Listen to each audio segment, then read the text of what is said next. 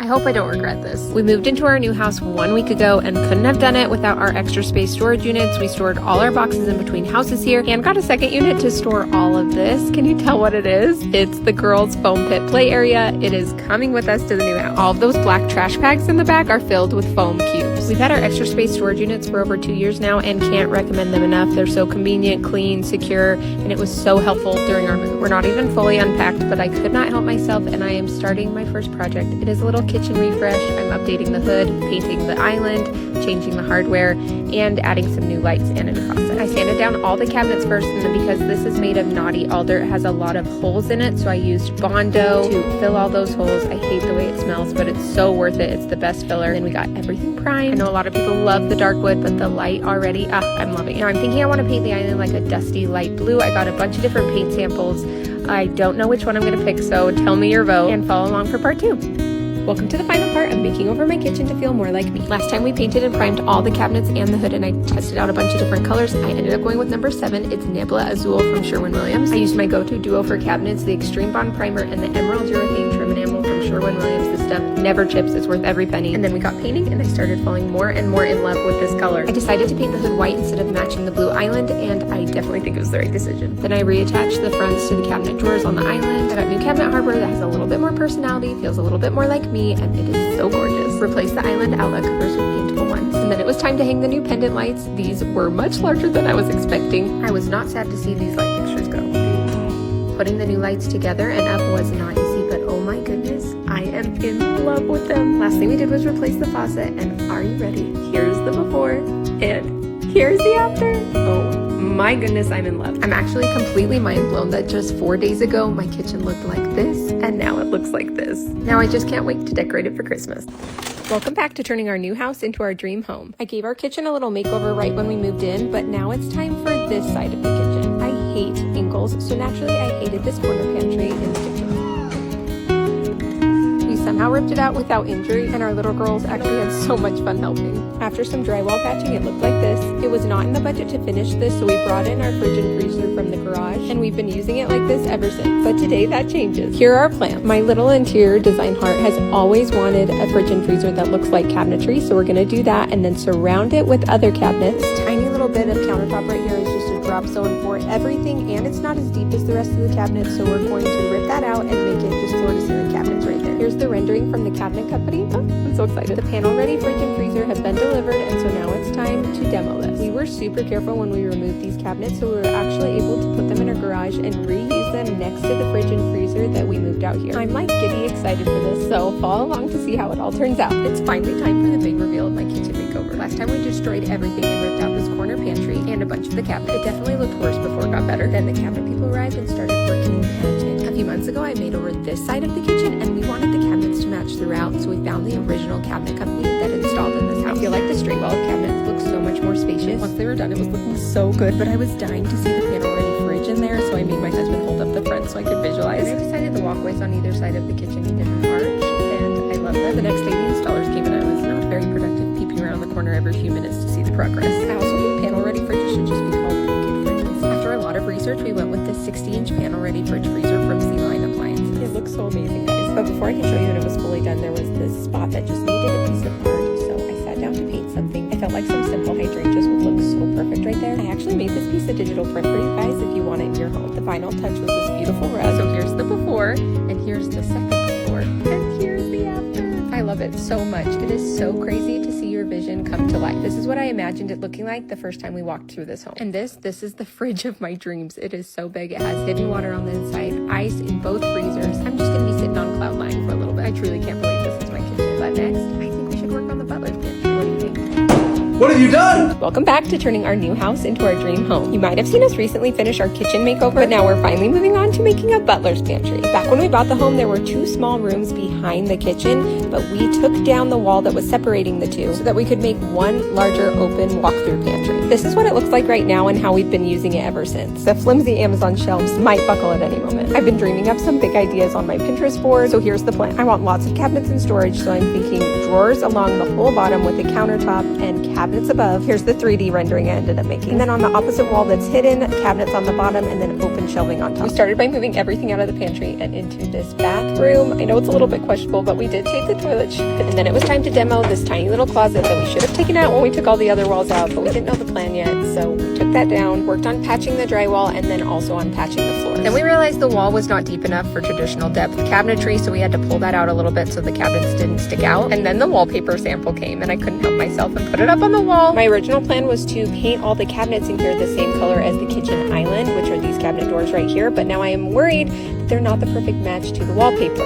What do we think? Then all the cabinets and drawers were delivered. I am so excited for this transformation. Follow along for part 2. Time. A minute and 3 seconds. Yeah. We're gonna put together a bunch of cabinets. This is quick technology, so absolutely no tools or screws. You literally just line them up, and they click in. And that's it.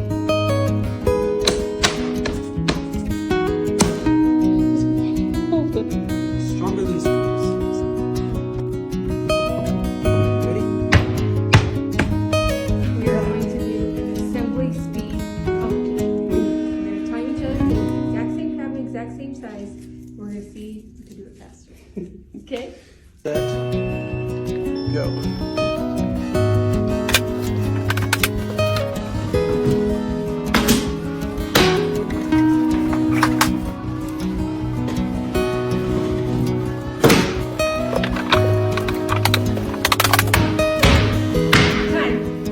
On all three. A minute and 3 seconds? Yeah.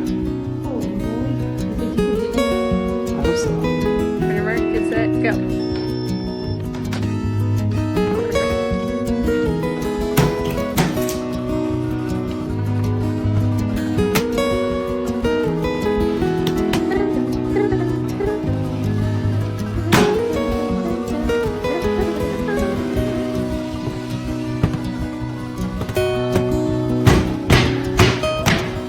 You did it in 1 minute and 2 seconds. Oh. I didn't. We were literally within a second of each other. Okay, so about a minute. Put them together. Welcome to part 2 of making our dream butler's pantry. Go back and watch part 1 if you want to see all the plans. But it's time to put together all these cabinets, and these cabinets have click-ready technology, so they just snap into each other with absolutely no tools. We did a timed assembly race for a single cabinet, and for me, I did it in just a minute and 3 seconds, and Scott beat me by just like half a second. The face frames and cabinet doors are all solid wood, and these feel very sturdy. The drawers take a little bit longer to put together, but still so quick. These come unfinished, so you could paint or stain them, but we didn't going to paint them. And speaking of paint color, I'm still struggling to find a paint color that I feel like matches this wallpaper perfectly. So which number would you pick? We moved up all the outlets to counter height, and then it was actually painful to cut up our brand new floors. But putting heavy cabinets on a floating floor is a huge no-no. Then I said so many prayers that all of my measurements were correct and that all these drawers were going to fit in here perfectly. And it was looking so good until these two drawers hit each other. Luckily, we had a little room to push the drawers down even farther, and then they cleared. But then it was right into another problem. Oh, no. How that wall turned out. But maybe the bigger problem is that the whole floor sinks about an inch in this corner. This is supposed to be here.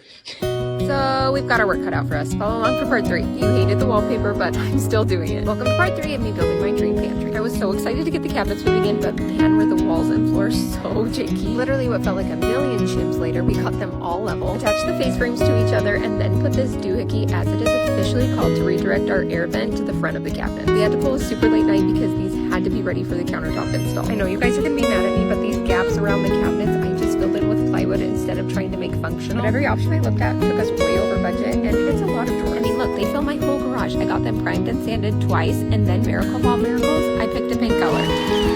When I first put it on, it looked so bright neon. I was so worried, but as it dried, it darkened a lot. After a few coats, I'm fully convinced this color is going to be perfect, but living in projects is absolute chaos. Do you see this everywhere? Not to mention my whole pantry is sitting in my kitchen. That definitely lights a fire under me. But it was finally time for countertop installation, and I could not stop watching. And you guys, these are so much better than I even imagined. Does it make you change your mind about the wallpaper? Maybe. This detailed edge is my favorite part. The fun is just getting started. Follow along for part 4. What have you done? Welcome back to part 4 of building my dream pantry. And yes, I'm still doing the controversial wallpaper. Last time we got the lower cabinets in and the countertops, I'm still so obsessed, and we have been working on installing all the upper cabinets. 2 of them sit on the countertop, so we needed to cut a hole for the outlet. There. I was so sure I could do a better job, but it might be worse. we're definitely professionals. All of the upper cabinets got screwed into studs, and then the face frames got screwed to each other. Then I couldn't help myself and put up a little sample of the wallpaper. I don't know how you guys don't love this. I am so excited. I spent the whole next day in the workshop cutting and installing trim to go all around these cabinets. The gap at the ceilings for crown molding. Then cut out the floor and installed even more cabinets in this little corner. I had been avoiding it, but it was time to address this side of the pantry. All of this food really had nowhere to go, but I ended up stacking it all in my kitchen. I want to build a built-in hutch on this side, kind of like this, but maybe just open shelving on top. I think Bo is sick and tired of all the projects. This is where I could really use your guys' opinions. I made the base for this hutch, but I can't decide if I want 2 columns or 3 columns of shelves. Here are some very professional renderings I made. 2 columns of shelves versus 3 columns of shelves. What do we think? I'm so excited. Follow along for part 5.